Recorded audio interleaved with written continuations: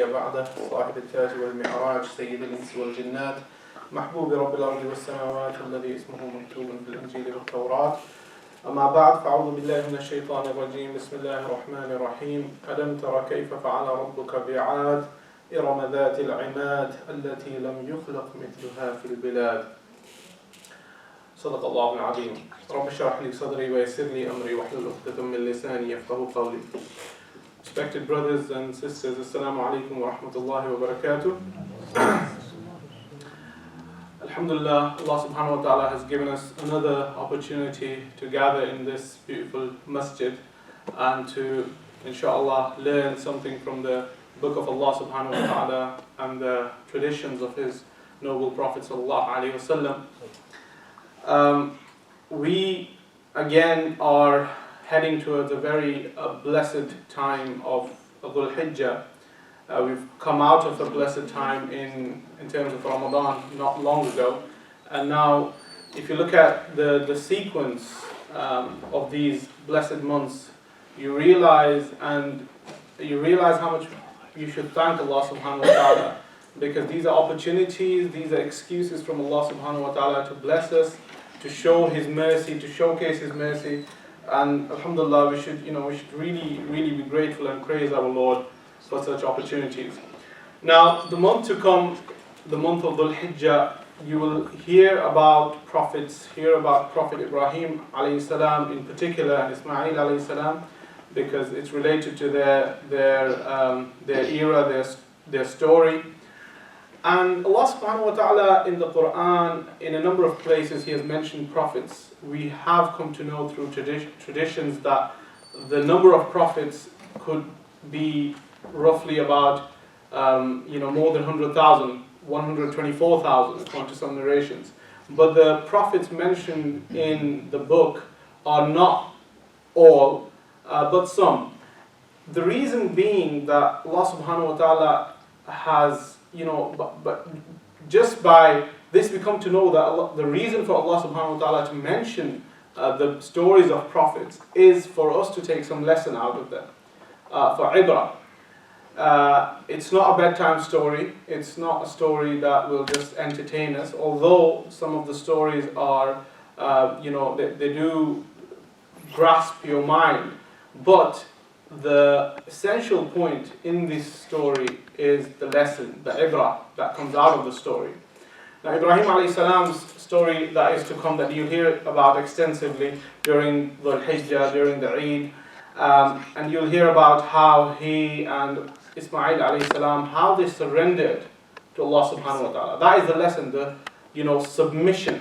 submitting to the will of Allah subhanahu wa ta'ala. That was the core lesson we learned from their story. Allah subhanahu wa ta'ala uses the word فَلَمَّا أَسْلَمَ, when they surrendered, when they submitted to my will. What I asked them to do, they did, without looking at the logic behind it, without looking at whether it makes sense or doesn't make sense. Allah subhanahu wa ta'ala, if something is proven to come from Allah subhanahu wa ta'ala, to come from Rasulullah sallallahu alayhi wa sallam, amanna wa saddaqna, we believe in it, we regard it as truth, without looking at the logic. And sometimes we do come to understand what the wisdom behind Allah subhanahu wa ta'ala's commandment is, but it is not always the case. And something we need to keep in mind, that first and foremost we have to believe in it, and then if we understand it, well and good. And if we have the capability of understanding it, then we will understand it. But there is hikmah behind every command of Allah subhanahu wa ta'ala. And Ibrahim alayhi salam, it's quite relevant mentioning Ibrahim alayhi salam, although I know my topic is about Hud alayhi salam, but it is quite relevant because one of the sights that Rasulullah sallallahu alayhi wasallam witnessed, and that when he went for Mi'raj, was Ibrahim alayhi salam playing with the children of Jannah. Do you remember? Does anyone know of Mi'raj, when Rasulullah sallallahu alayhi wasallam saw Ibrahim alayhi salam? He was with the children of Jannah. And according to a lot of the narrations, those are the atfalul, those children who have died before becoming baligh. So before the age of puberty, the children who have passed away. And the reason I mention this, last 2-3 days have been very difficult for the Muslims, very difficult for human beings in general. looking at Aylan al-Kurdi's picture, which was washed ashore, and everyone did rightly say that it was like humanity washed ashore. And this is something which we have witnessed. It's been very, very difficult. Some people have even said that you shouldn't even, propagate such pictures because they are so difficult. Although I don't agree with that, because sometimes it's important to highlight what the issue is. And it is a very, very difficult situation that we are in. We have to commend the work that some of the countries have done, like Austria and Germany, how they have taken these refugees, so to say, and how they've looked after them. But there is a lot more that we have to do. Even if you look at the seerah of Rasulullah sallallahu alaihi wasallam, at the time when the Nubuwah wasn't being propagated, when the Nubuwah Prophet sallallahu alaihi wasallam wasn't given the Nubuwah, even before that, Prophet sallallahu alaihi wasallam took an initiative along with other people who were not Muslims, which is called as Hilful Fudul, and that was to safeguard every human being from injustice. That was the core message behind it, and that's something we need to do. We need to liaise with people from other faiths, people of no faith, and help curb the situation, because this situation, we have got even more responsibility, because these are our brothers and sisters in faith and in humanity. For people who are doing this amazing work, whether it be Germany or Austria or Hungary, it's their relationship to these people is just because of humanity. But ours is, we have two relationships. We have relationship because of humanity, but also because they are brothers and sisters. So something really needs to be done, some initiatives. I know a lot of brothers and sisters, I've been getting messages who have gone, who have literally taken the initiative, they have traveled. But something, even from our community, if there is something happening, please do let me know. But if something is not happening, then I fear that Allah subhanahu wa ta'ala might ask us tomorrow, what did you do? We remember the time of drought when Umar radiallahu anhu, when he wouldn't even eat food, saying that there are brothers and sisters, my brothers and sisters, who are, who have got no food to eat. So how can I eat when, they are not eating? So, subhanAllah, I know their iman was somewhere else, our iman is somewhere else, but at least we need to do something. We need to do something so that we don't have to witness another Aylan al-Kurdi. And subhanAllah, for him and his parents, we know he will, inshallah, we're hopeful that he will be there with Ibrahim alayhi salam. He will be there, in Jannah, inshallah. We know that. But it still doesn't take, doesn't sort of, we should still remember our responsibility. It doesn't, just because he will be in Jannah, inshallah, it does not mean our responsibility is forsaken. We still have responsibility to look after these brothers and sisters who are the so-called refugees. And even if, we were strong enough, again, the hadith comes to mind when we are like froth on the sea. That's what we equate to at the moment, because we cannot influence. Forget, I'm not going on the same tangent that everyone goes, what's the Western countries doing? What are the Muslim countries doing? What are the Muslim countries? The whole of Gulf, the whole of GCC is just right there. One country alone has the GDP of 2 trillion. They've got land where, there's no one lives, and a lot of land. Where are those countries? Where are the nuclear powers amongst the Muslim nations? Could they not go and fight Bashar al-Assad? Yes, they could. But what is the reason they're not? Because everyone they don't want to forsake or let go of their comfort zone, and that's the truth. Even us, I'm not pointing a finger at anyone. We have to individually, introspect, as well as, see. Look at the truth, look at haqq. Where are the Muslim countries? What are the Muslims doing? So that was something that had to be said, and inshallah I hope we really do have some initiative, even from Rochdale, inshallah, to help these brothers and sisters who are suffering, who are really, really suffering. Reminds me of the time when we went in the first year when this conflict started, and we went on a convoy to Syria. And this is, one story. There are millions of such stories. Wallahi. And I could, if we have time, I'll mention a few inshallah. But this is something we really need to do. We need to do something about this. And these stories that we know about prophets, they always have got lessons, and lessons such as these, how to help each other, how to be patient, and how to let go of our arrogance, let go of our comfort zone. So today, inshallah, we'll speak about Hud alayhi salam. Now, Hud alayhi salam and his nation, Ad. But before this, we need to know the background. The background of this story starts with Nuh alayhi salam. Nuh alayhi salam was one of the greatest prophets, and Nuh alayhi salam, we know the famous story when Nuh alayhi salam, gave da'wah to his nation, called his nation towards the straight path for 950 years, and just a few of them listened to him, and that gave us the lesson again of sabr. When you do da'wah, why you should have sabr. The Nuh alayhi salam, after Nuh alayhi salam's nation was punished by that massive flood, or that worldwide flood. There was one of Nuh alayhi salam's son who Nuh alayhi salam pleaded with Allah to let him go, because he's from my family. And Allah subhanahu wa ta'ala said, he's not from your family. His actions are not good. He is not a Muslim. He is not on the straight path. So he will be with those who I will punish. And he was punished, and his name was Canaan. But there were 3 other sons of Nuh alayhi salam who survived and who were muwahideen, who were Muslims. And out of them was Sam, there was Ham, and there was Yafir. And it's interesting to know this, because Sam is from whose progeny then came the Arabs and also the Israelites. And then we know they came from Ismail alayhi salam and Ishaq alayhi salam later on. But the original Arabs came from Sam, and even the Israelites came from Sam. Then the Africans have come from Ham, from this other son of Nuh alayhi salam, and from the Mongols came from Yafir. So these were the 3 sons who were muwahideen. What we need to understand is, after the flood which destroyed Nuh alayhi salam's nation, the survivors were all Muslims. So there were no disbelievers.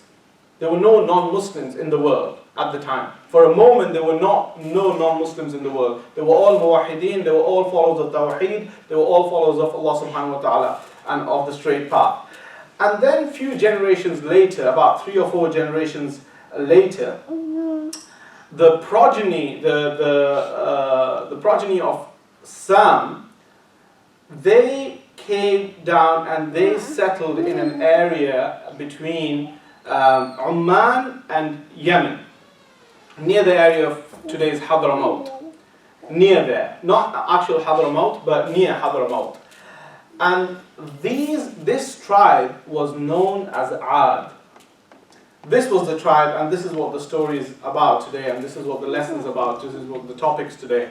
Ad were blessed by Allah subhanahu wa ta'ala in a manner that no one else has been blessed with in such a manner by Allah subhanahu wa ta'ala. That's what Allah subhanahu wa ta'ala mentions in the Quran. أَلَمْ تَرَ كَيْفَ فَعَلَ رَبُّكَ بِعَادٍ إِرَمَ ذَاتِ الْعِمَادِ الَّتِي لَمْ يُخْلَقْ مِثْلُهَا فِي الْبِلَادِ. There was no one else created like them. They were giants, literal giants. Physically, very, very big physically. And they were also, they had a lot of wealth. Allah subhanahu wa ta'ala had blessed them with a lot of cattle. They were rich, wealthy. They had everything you can ask for. Physically, they were, very, very strong and very big and very tall. And they were also amazing craftsmen. They were architects, they were engineers, very, very intelligent people in terms of craftsmanship. And they would carve out houses out of mountains. That's how big they were, and that's how good of engineers they were. So these people were blessed by Allah subhanahu wa ta'ala, and they were, as I said, renowned craftsmen, and they had not only wealth, they also had manpower, and they, as a nation, if you could speak in today's term, as a country, Ad, as a country, as a tribe, as a community, were the superpower of the time. They had a big army, they had a strong army, and no one would dare to even attack or say anything against Ad. And if someone did, Allah subhanahu wa ta'ala mentions it in the Quran, وَإِذَا بَطَشْتُمْ بَطَشْتُمْ جَبَّارِينَ. When they used to seize, they used to just get rid. If someone said something against Ad, they would just seize them and they would be like tyrants. They were really, really strong, really, dictatorial in the way they were. And their rulers were quite unjust. And as I said, they were tyrants. But one big issue they had now, because they were so wealthy and because they had so much wealth, Allah subhanahu wa ta'ala blessed them with everything that you can ask for, power, money, everything. They started to become very extravagant. And they became extremely extravagant. They would make houses. Allah subhanahu wa ta'ala mentions in the Quran that وَتَتَّخِذُونَ مَصَانِعَ لَعَلَّكُمْ تَخْلُدُونَ, that you make houses as if you're going to live forever. That's how they would make their houses strong, like forts. And each one of them would make such a house. And not only that, they were so extravagant in their spending that every sort of hill or mountain they would make like either a house or a monument of some sort. And they would just make it. No one would live in them, but they would make them to show off. To just say this belongs to this person, this belongs to this person. No one would live in these houses or these monuments, but they would have, one person would have, so many houses, so many monuments on these hills, just to say that, I have made it, this is mine, to show off, basically. So Allah subhanahu wa ta'ala says, أَتَبْنُونَ بِكُلِّ رِيعٍ آيَةٍ تَعْبَثُونَ. Ta'bathun means to show off. That you are, every place that you find, you want to build these monuments to show off. And not only this was one big vice that creeped in. And this is to show that when Allah subhanahu wa ta'ala blesses you, that you should be more humble. Because one of the reasons the adab that we're going to talk about later on came to these people was because of this vice, because of this arrogance, because of this pride, because of extravagance. And I can highlight a lot of things that in my life, in your life, that we can still, that can be classified as extravagance, israf. When we spend lavishly on things we don't need to spend. Look what's happening with the brothers and sisters, as I mentioned at the beginning. These people haven't got food to eat. These people haven't got clothes to wear. They're not, basic care that every human being should have. They cannot have that care because, in the situation that they are. And what right do we have, and Allah subhanahu wa ta'ala has blessed us, and Allah subhanahu wa ta'ala has given us so much to spend it lavishly and to have this extravagance? It's something that we need to think, and these are the lessons. The point of these stories, the point of these topics is to take these lessons from it. So Allah subhanahu wa ta'ala says, in every place you create these monuments just to show off, just to say this belongs to this person, and just to bring up your status. And but the biggest vice they had is they were the first people after the nation of Nuh, after Nuh alayhi salam's nation was destroyed and those believers remained. They started believing in the oneness of Allah. And after this was the fourth generation. This was the fourth generation after Nuh alayhi salam, and they were the first after Nuh alayhi salam to commit shirk. So these people started worshipping idols. You have to understand, the logic sometimes which comes to my mind is idols are, they're just stones, they're just statues, and they don't benefit anyone, they don't, harm anyone. But what they do, though, is the fact that idols don't do anything. That, for some people, is kind of, again, it doesn't disturb their comfort zone. You got to understand the logic behind this, because they were so blessed, these people were, and they had everything. They didn't want anyone to come and say, now you have to pray, now you're the equal. When you're in a saf in a mosque, you're equal to a peasant, and a rich person is equal, a pauper and a king is equal in a saf. You don't want to equate to someone who is lower than you, because this is what their life was all about, showing off, all about extravagance. And then if you stand in the same line and you are equal in worship of Allah subhanahu wa ta'ala to a person who you consider poor or you consider inferior, then that disturbs your comfort zone. And this is the logic, and this is why they brought up these statues, these asnam, these idols. They wanted to worship these idols so that no one could really, they would stay where they are. And they were happy where they were, in that comfort zone again. So these people, they started committing shirk, they started worshipping idols. And Allah subhanahu wa ta'ala, to discipline them, that, Allah subhanahu wa ta'ala has blessed you with so much, and then you still commit shirk, you still commit the biggest sin. Allah subhanahu wa ta'ala said, the sin that Allah subhanahu wa ta'ala doesn't forgive is shirk. So you commit the biggest sin by worshipping idols. So there now comes the time for a prophet to come, for a person to be given prophethood to discipline you, to bring you back to the straight path. And Allah subhanahu wa ta'ala gave this responsibility, gave this nubuwah to Hud alayhi salam. Hud alayhi salam, his full name was Hud ibn Shalih ibn Arfakhshan ibn Sam. Again, remember, one of the sons of Nuh alayhi salam was Sam, from whom the Arabs and the Israelites came. I mentioned this at the beginning. So Hud ibn Shalih, one generation, ibn Arfakhshan ibn Sam, ibn Nuh. So 4 generations after Nuh alayhi salam comes Hud alayhi salam. And Allah subhanahu wa ta'ala says, وَإِلَىٰ عَادٍ أَخَاهُمْ هُودًا قَالَ يَا قَوْمِ اعْبُدُوا اللَّهَ مَا لَكُم مِّنْ إِلَٰهٍ غَيْرُهُ. And this was a common message. A common message from all the prophets was that you don't have anyone else to worship. There's no one else worthy of worship apart from Allah subhanahu wa ta'ala. And this was a common message amongst all the prophets. So one of the common messages of all the prophets was to denounce polytheism and bring back people to worshipping Allah subhanahu wa ta'ala, worshipping the one Allah subhanahu wa ta'ala. And this is, and there's something I want to mention here, that, talking about shirk, and we have people who say, people don't usually like the methodology if someone's always talking about shirk. Why do you always talk about shirk? But it doesn't mean that if you don't like someone's methodology of always talking about shirk, that you don't talk about shirk at all. That's a very, you've got to understand, the first and the primary message of every prophet was to denounce shirk.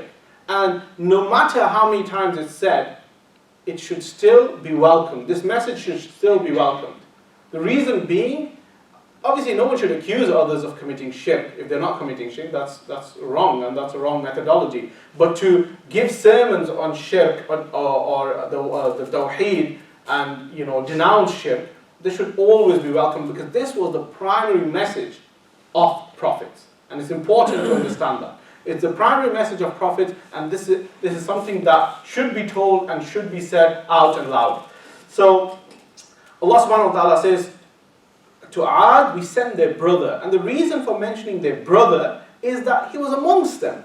They knew him. Every prophet usually came from amongst the people. And the reason being that they knew this person. They knew this person from the very beginning. He was a pious person, he was truthful, and most of the prophets had these characteristics.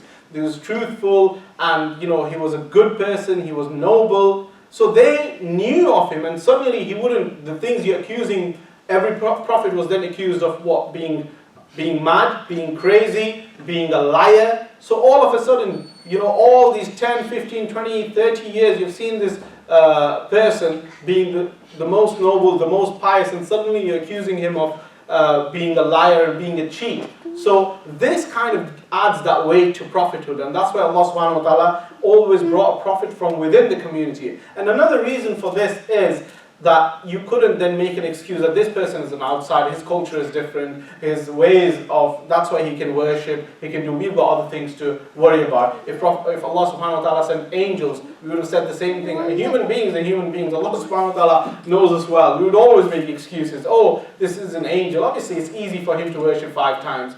We are human beings, we've got other responsibilities. These are the excuses we would have made. That's why Allah subhanahu wa ta'ala brought a prophet from amongst the people and a human being. So then Hud alayhi salam he said this to his people that worship one Allah. You've got nothing, no one else to worship. These idols, they don't benefit you. Same thing every prophet has said. Ibrahim alayhi salam has said, Nuh alayhi salam before, Hud alayhi salam said the same thing. These don't benefit you, they don't do anything for you. You have to just worship Allah subhanahu wa ta'ala, one Allah. And He's the one who looks after, who has created the world, who is your creator, and who has blessed you with everything.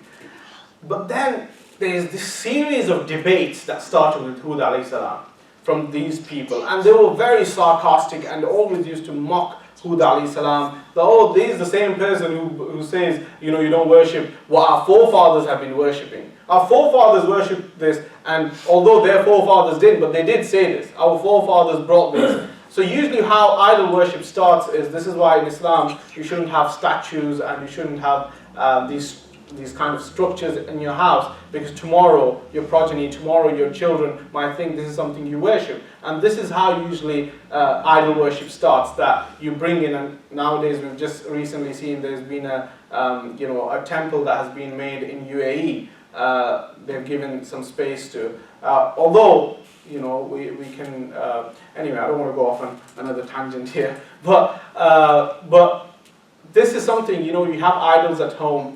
One of my Ustadh, he always mentioned that idol worship will come to the Arab lands, and it's a sign of Qiyamah. And obviously it's happened, but also one of my Ustadh, he went to this sheikh, not a religious sheikh, but sheikh, a rich person who lives in Khalij. They're also known as sheikhs. So he went to, and they had this idols in the house, and my Ustadh was surprised. Why is this idol? He goes, oh, it's nice. We just, 2 months back we watched a movie from India. They have this in the film, and this is why. Although his intention wasn't to idol worship. His intention was because they look nice in the movie. Let me buy this for the house. He brought them, and without realizing he's, there's some elephants or something, whatever it was. But this is how idol worship starts. So this person, the Qawm of Ad said to Hud alayhi salam, our forefathers have said the same thing. But religion isn't something that's inherited. One needs to make it, alhamdulillah, we are fortunate enough that we are born Muslims. But religion is something you're not, a Muslim because your father is a Muslim. You have to find your iman, you have to find the straight path yourself. Each one of us. It's our responsibility to find the straight path. This is why I like something, an English term that's used. I really like it. That a person, when he turns religious, they said, oh, he found God. He found God late in his life. He found God at this age. I like that term because he found. He really strived to find the straight path. So I like that term. And this is how it is. Religion isn't inherited. All these excuses which Mushrikeen of Makkah made, and all these people, all the non-Muslims made, that this is what our forefathers used to worship, it doesn't hold any weight, it doesn't hold any value. And then they start debating and arguments and debates, and something we've got a problem today as well amongst the Muslims. We love to argue, love to debate, and love to over-argue. I mean, we're allowed to argue in the prophetic manner to give da'wah, yes. But to argue, and then what happens is when you argue too much, it's not about religion anymore. It becomes personal. It becomes, I have to shut this off. I have to shut this person up. On Facebook, he's got 30 likes. I need to have 50 likes on my status or my argument. The comments that you have. If his comment has got 20 likes, mine should have 30 likes. It becomes personal. It's not about, you've forgotten what the actual objective was. It was about deen, it was about propagating Islam, but that's all forgotten. It becomes personal. So too many arguments, too many, debates is not a good idea. And a lot of the times, the actual message gets lost in it. So this is what these people did, and they started, arguing with Hud alayhi salam, bring us evidence, bring us this, bring us that. This person is saying that when you die, you actually get resurrected. And their belief was when you die, you turn dust and you fly away. There's no, how will that body come back? And this was their belief, and they were thinking, what's this person saying? And they were laughing at him, and they were being sarcastic. And Hud alayhi salam said to them, slowly, he was very patient with them, and very patient at all their questions. listened to them, and he answered in the best possible manner. And he said, وَاتَّقُوا الَّذِي أَمَدَّكُمْ بِمَا تَعْلَمُونَ. And then he made him realize that, don't you understand, Allah subhanahu wa ta'ala has given you so much.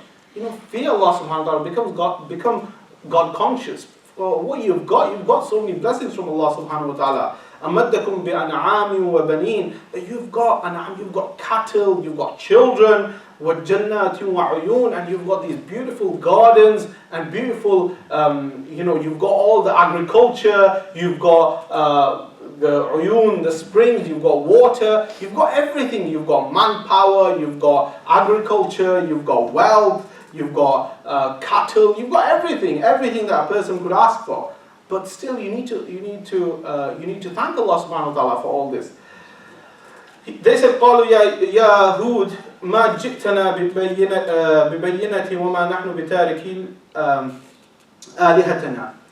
That, oh Hud, you have not come with any sort of evidence. You have not come with anything that really entices us to follow the right path and to leave our God. And qawlik, just on your say-so. We're not going to leave our God on these gods on our say-so. وَمَا نَحْنُ لَكَ بِمُؤْمِنِينَ. And we are not going to believe in you. And then the leaders amongst them started accusing Hud alayhi salam of different things. Some accused him of, they said, أَن نَقُولُ أَلَّا اعْتَرَاكَ بَعْضُ آلِهَتِنَا سُوء. That what we'll say though is something has come on to you. Because you have really annoyed our gods, they have done something to you. That's why you've become crazy, you've become, mad. This is one accusation. Then they also accuse you're lying on Allah. So they did not completely forsake the aqidah or the belief in Allah subhanahu wa ta'ala. They did believe in Allah. And a lot of the idol worshippers, even today, they believe that this is this God, this is the God of sun, this is the God of money, this is the God of this, God of that. But then there's the ultimate God as well. So what they did was not necessarily only shirk by worshipping someone else, but they associated partners with Allah subhanahu wa ta'ala. This association is what led to their demise. And then they also accused him of safaha, that you're foolish. And some then accused him of wanting money, wanting something off it. And today as well, we see if someone just tries to do something good, he's got an ulterior motive. This charity has got an ulterior motive. They just make money-making people. And this person, he's been going around the country delivering speeches, and this is how much he charges, and this is how we've become as well. And this is what these people did to Hud alayhi salam, accused him. And Hud alayhi salam said to them clearly that, in ajriya illa ala Allah, my reward is with Allah subhanahu wa ta'ala. I don't want anything from you. My reward is with Allah subhanahu wa ta'ala. And then he said to them, when all these debates, arguments, and they wouldn't listen and they were sarcastic, few of them did listen, few of them did believe, but most of them, majority of them, again, they carried on with these debates, carrying on being sarcastic, carrying on in not believing in resurrection, in not believing in the last day. And Hud alayhi salam very politely and in the best of manners explained to them, it just makes sense. Some people in this world, the evil is above good in this world. Sometimes evil wins. But justice, if there's true justice, those people who are evil in this world have to be punished in the hereafter. So these kind of logical debates or arguments Hud alayhi salam did present forward, but it was, they wouldn't listen. But then he said, قال إني أشهد الله واشهدوا أني بريء مما تشركون. That now I bear witness, I make Allah subhanahu wa ta'ala my witness, and I make all of you witness that I am free from all this association, from all the shirk that you do. And not only this, now because they also threatened it, they said, we will teach you a lesson. But not only this, now all of you get together and do whatever harm you want to do to me. But I have Allah subhanahu wa ta'ala on my side. So he, kind of reversed the threat. So he kind of challenge them. And sometimes, a person acting very hard, as they say, in this world, when they always, are very argumentative or always threatening to people, when you show up, when you stand up for your rights, sometimes they do keep quiet. And this is exactly what happened in Hud alayhi salam's case. They were accusing him, laughing at him, mocking him, threatening him. But when he said this, that you all get together and see, let's see what you do. You are telling me, bring it on. I'm telling you, bring it on. And this is what Hud alayhi salam said to them. And that's when they got scared. They thought, oh, there might be something in this person. There might be some truth in it, some truth in what he's saying. But not that they believed because of it, but they sort of took a sort of a step back. And they said, but we don't believe in you. We don't believe in you. If you want to ask Allah subhanahu wa ta'ala to send some adhab, you can send it. We won't believe in you. So they, again, were very arrogant about them, because they said, there's no one like us. There's no one like us in this world. And وَمَا نَحْنُ بِمُعَذِّبِينَ وَمَا نَحْنُ مُعَذِّبِينَ We won't be punished. We are so strong. We've got so much going for us. We won't be punished.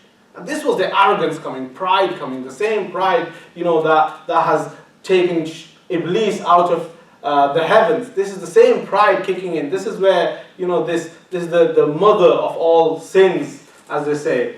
So this pride kicked in, and they said, we don't care. Then Allah subhanahu wa ta'ala, as the first sort of punishment, brought about a drought. And this drought was so severe that all these gardens and all these trees, they become dry. Everything became dry. But they carried on worshipping the idols. They carried on worshipping the idols. And they said to Hud alayhi salam that, whatever you say, whether you say or you don't say, we are not going to listen to you. Whatever you say, we're not gonna listen to you.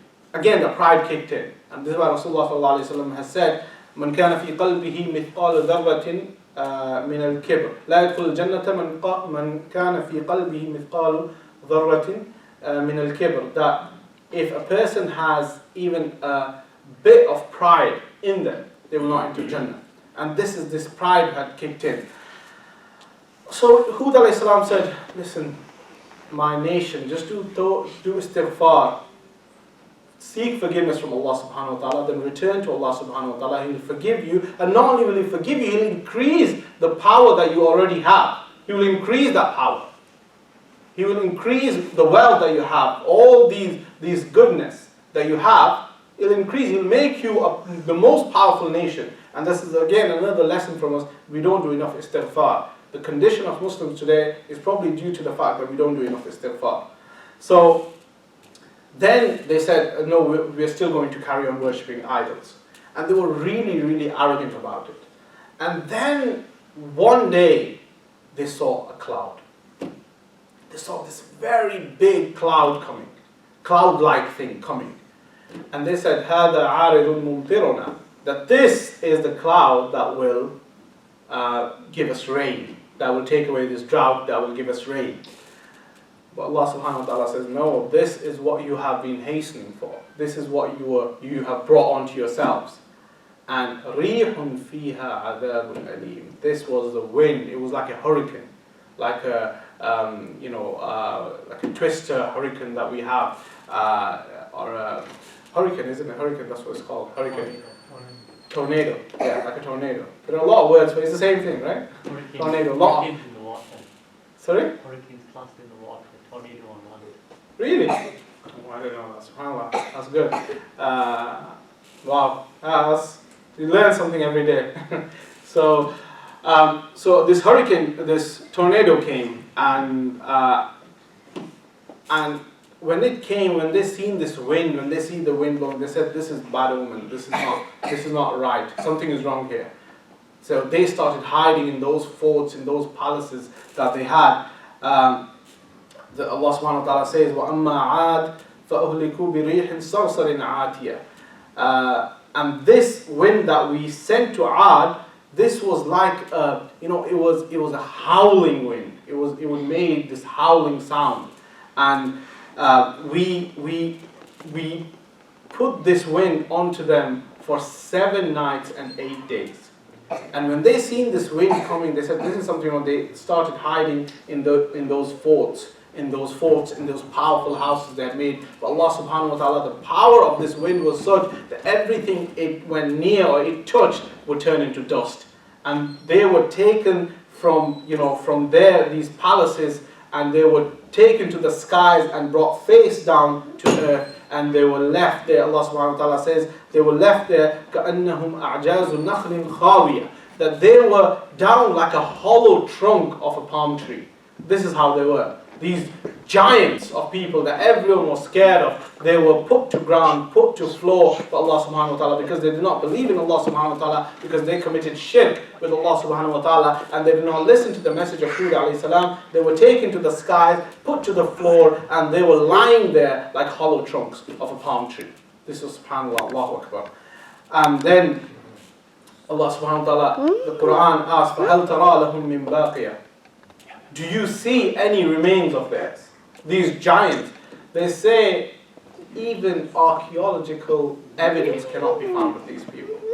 The only way we know they existed is because of the Quran. And because they were so big, and sometimes people get confused between Ad and Thamud. Thamud was another nation. Thamud was another nation of Salih alayhi salam, which was not far from here. Thamud is what we know as Alula today in Saudi, but this was Yemen, and that's Saudi of today. And so there are two different. There were some prophets that were sent to the Arabs. There were some Arab prophets. One of them was Hud alayhi salam, one of them was Salih, and one was Shu'aib and Rasulullah sallallahu alayhi wasallam. These are the Arab prophets from all the prophets. So these were Khalis, true Arabs, the Ad. This is where the Arabs really originated, the Ad. So this is how, these people did not listen to their prophet. They were arrogant, they were proud, and Allah subhanahu wa ta'ala dealt with them in this way. And subhanAllah, one of the miracles of this tornado was that it took the whole of Ad, apart from Hud alayhi salam, who were also residing in the same place, and the believers. They were safe. Although the wind went past them, but they were safe, because Allah subhanahu wa ta'ala had commanded the wind not to touch Hud alayhi salam and the believers. And even they say Hud alayhi salam and the believers were in a stable, were sort of taking shelter in a stable, and the cattle in the stable as well remained alive. SubhanAllah, with Allah subhanahu wa ta'ala's hukum. But rest, everyone was crushed, and everyone, seen a very, very were punished in the most severe manner. Then Hud alayhi salam and his people, his companions, went and lived in Hadramaut, and they carried on worshipping Allah subhanahu wa ta'ala till they passed away. May Allah subhanahu wa ta'ala give us all the ability to act upon whatever has been said and understand the true meaning of the Quran and Sunnah. Jazakumullahu khair. Wa akhiru da'wana.